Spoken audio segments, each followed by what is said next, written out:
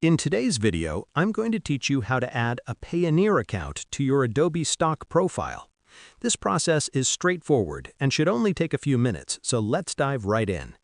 First, open your preferred web browser, whether it's Chrome, Firefox, or Safari, and go to the Adobe Stock website.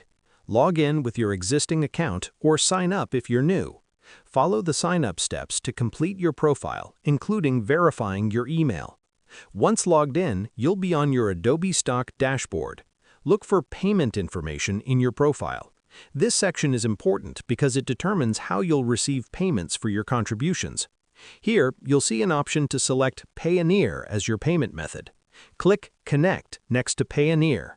If you already have a Payoneer account, you'll be prompted to log in and authorize the connection.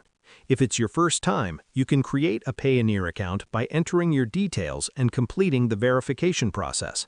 Follow the on-screen prompts to finish linking your account.